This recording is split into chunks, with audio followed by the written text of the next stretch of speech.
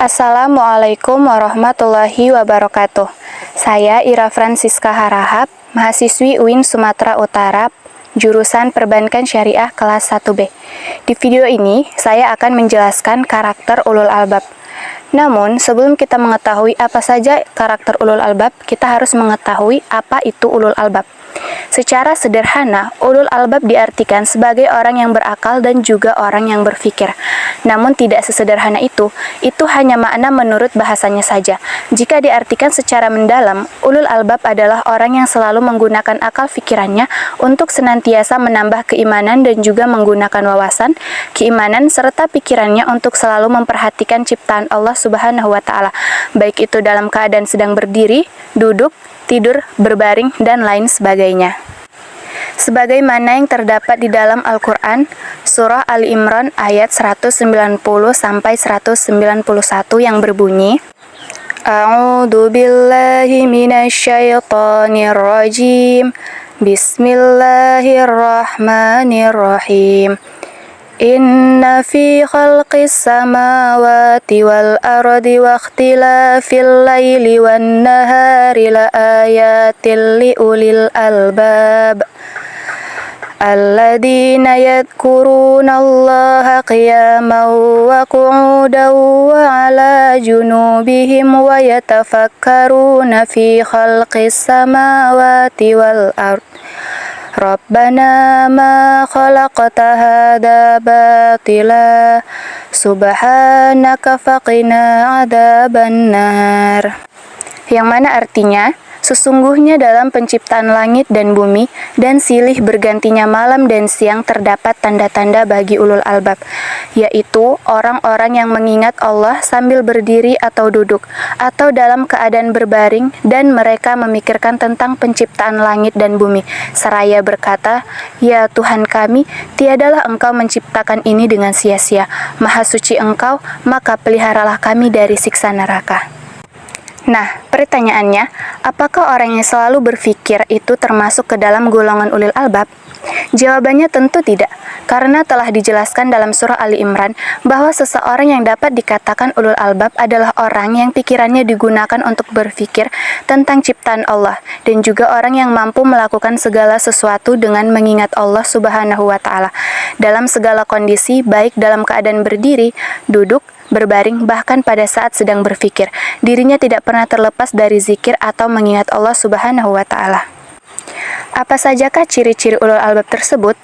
Seseorang yang dapat dikatakan ulul albab tentu memiliki ciri-ciri khusus yang tidak semua orang memilikinya. Adapun ciri dari ulul albab berdasarkan Al-Quran adalah sebagai berikut. Yang pertama, orang-orang yang berakal, yakni orang yang senantiasa selalu mengingat Allah Subhanahu wa Ta'ala dengan cara melihat dan mentadabburi ciptaannya, baik yang berada di langit maupun yang berada di bumi.